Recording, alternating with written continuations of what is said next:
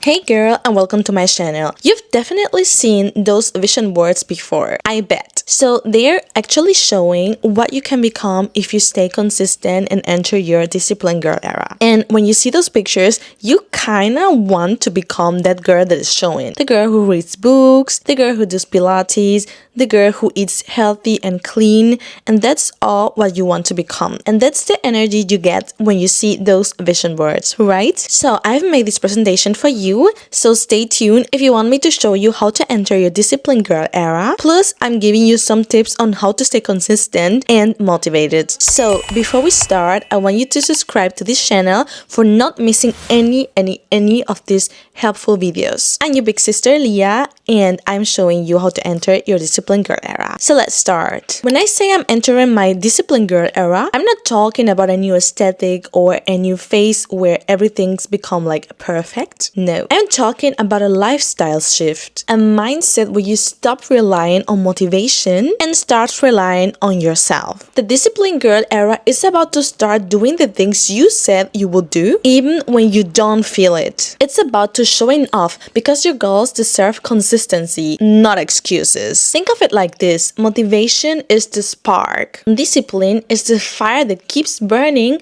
when the spark goes out. In this era, we're not chasing perfection. We're chasing progress. We are creating routines that are making our life smoother, calmer, and more meaningful. And today, I want to talk you through what that really looks like, step by step, using 5 stages that I call the blueprint of the discipline girl era, and that I'm sharing with you guys. So everything starts with a choice. The choice to stop saying I'll start tomorrow and doing it today. The first question you should ask yourself is, what does discipline means to me personally? Because for one person, it might mean waking up early and eating clean. For another, it might mean setting boundaries, reducing screen time, or studying more consistently. You can't build discipline if you don't know what you're building it for. So take a notebook and actually write it down. Start writing what that really means to you. Is it to wake up early, eating clean, staying off your phone, working out, focusing on your goal? Ask yourself, what do I want to feel more of my life? What do I want to feel less of? What does my ideal day looks like? And start small. Pick up 2 or 3 focus areas at most, because trying to change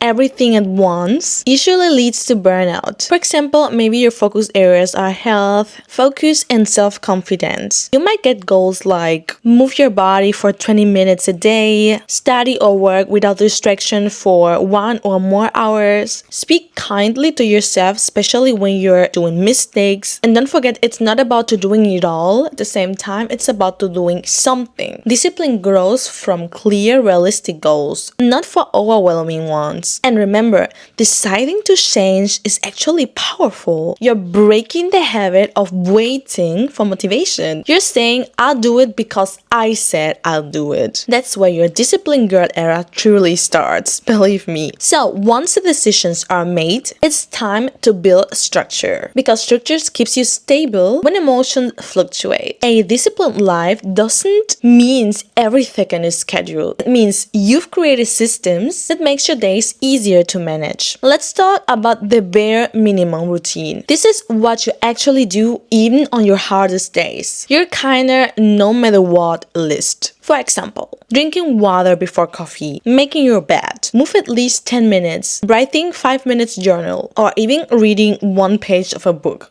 No matter what. Because even if anything else goes wrong, doing these small things keeps you grounded. And another trick is having stacking. This means connecting a new habit to an existing one. For example, after brushing your teeth, stretch for 2 minutes directly. After lunch, go for a quick walk. After school or work, plan tomorrow's top 3 priorities. You're not reinventing your day, you're upgrading it. Example, if mornings are chaotic, prep your outfit the night before. If you always forget to drink water, keep a bottle by your laptop. If you waste time on your phone, set app timers or charge your phone across the room. These aren't rules. These are tools. And when used consistently, they turn chaos into calm. And I'm going to be real about this. Discipline grows through accountability. And accountability isn't about guilt, it's about trust. You have to become the kind of person that can count on herself. Start by tracking your habits visually. Use a calendar, a journal, or app like Notion or Habitica. When you check off a box, your brain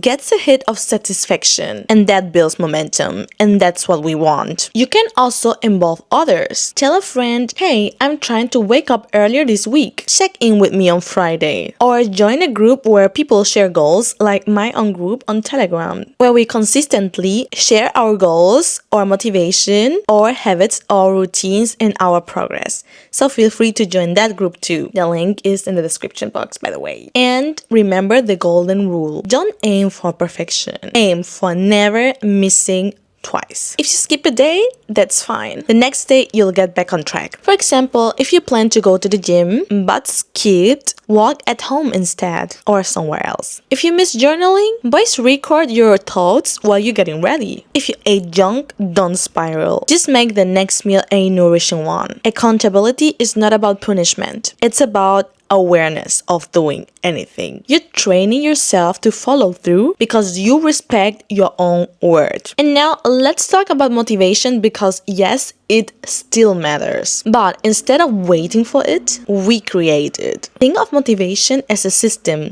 not a feeling. Here are a few ways to build your motivation system. Create a discipline playlist. Songs that immediately put you on your main character mindset. Keep a list of affirmations or reminders when you can see them. Like, for example, remember why you started, future me is watching, you've done harder things before, stuff like that. Surround yourself with people or content that inspires consistency. Podcasts, YouTube creators, or friends who are also growing. And that's the part where I want to invite you to subscribe to this channel, because this is going to be a good channel that will inspire consistency, will give motivation tips and progress journeys. So feel free to never miss any of these videos that are coming. And of course, don't forget to reward yourself intelligently. After a consistent week, treat yourself, but in a way that supports your growth. Buy a new book, redecorate your space, take yourself out for coffee dates, and gratitude journaling. For example, if you study hard all week, Saturday can be your self-care morning. Light a candle, do your skincare, take a slow walk. This keeps discipline sustainable, not exhausting. Because real discipline is not about deprivation, it's about direction. And this is where everything changes. When discipline becomes part of your identity. At first, discipline may feel forced. You're constantly reminding yourself to wake up, to focus, to plan. But over time, it becomes natural. You start to see yourself differently. You think,